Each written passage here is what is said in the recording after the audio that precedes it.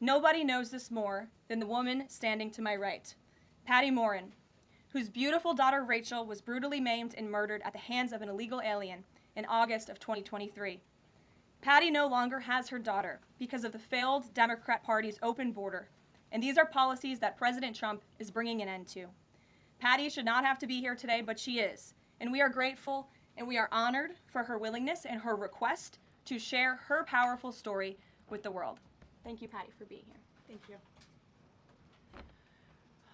A lot of you don't know the whole story about Rachel and about the crime that was committed against her. Even us, her family, we didn't know all the details. They kept most of it close to their chest, the detectives, because they didn't want to do anything to hurt the case. They wanted to keep the integrity of the case, so they kept everything close. I sat for the last 2 weeks in her trial, and we saw layer upon layer upon layer of evidence against the accused, an illegal immigrant from El Salvador. And the things that we thought, well, maybe this might have happened, we didn't know, but when we were at the trial, we got all the puzzle pieces. And I want to share some of those things with you. You know that Rachel's a 37-year-old mother. She has 5 children. We've walked the trail for the last 25 years that we've lived in Maryland. It's a safe place for our family. It's where we go to get a little bit of New England, because that's where we're from, New England. When she went on that trail that day, she was not planning on dying.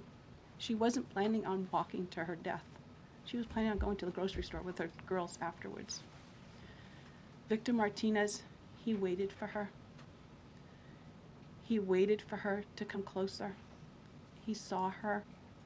He saw that there was nobody around. He attacked her. He dragged her 150 feet, blood gushing from her head. It left a 150-foot trail of her blood to the culverts, where he picked her up, he threw her against the wall of the tunnel, and he raped her.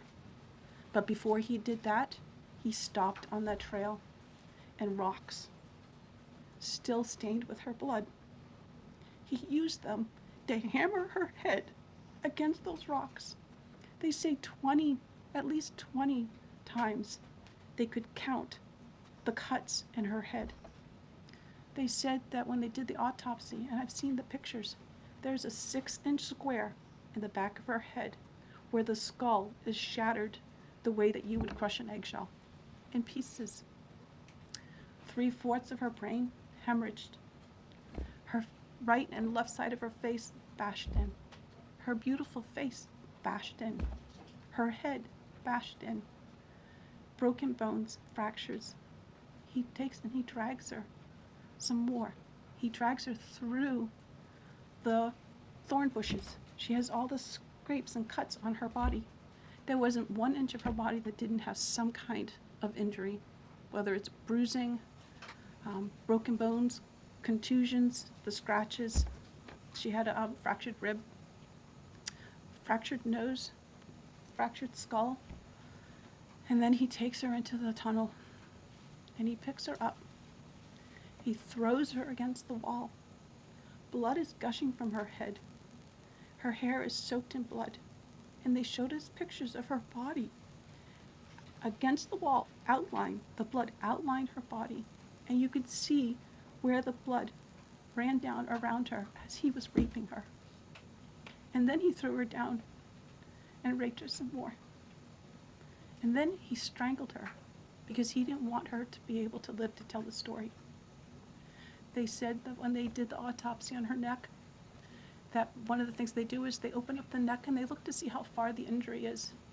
And they went all the way down as far as an injury is possible, hemorrhaging in the muscles, because of how strong and violent the group was around her.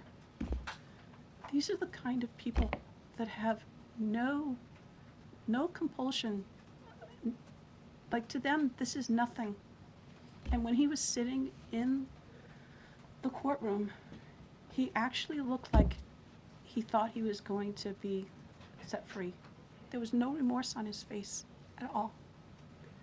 This person took my daughter so violently and so gruesomely and so graphically that they sealed the pictures, because I don't want my granddaughters to see these pictures. These are the kind of criminals President Trump wants to remove from our country. These are the kind of criminals that we need to remove from our country. We are American citizens. Why should we allow people like this, violent criminals that have no conscience at all, to murder our mothers, our sisters, our daughters? I don't understand why there's even any kind of problem with this. And it's not that it's political, like the left or the right, although I understand different parties have used it in the past.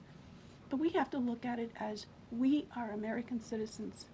We need to protect our families, our borders, our children. I don't care about politics. Well, I do, but I want to preserve life. And that's the only reason why I have taken and spoken about Rachel all this time. If you're a mother here in the room, can you imagine standing there alive, you're alive, and someone comes and puts their hands into your chest and rips out your heart? That's what it feels like. It feels like a part of you is being ripped out of you. You can't even describe the pain. Just like you can't describe to your husband what it feels like to carry a baby in your womb, or to feel those first kicks, or to know just intuitively if it's a boy or a girl.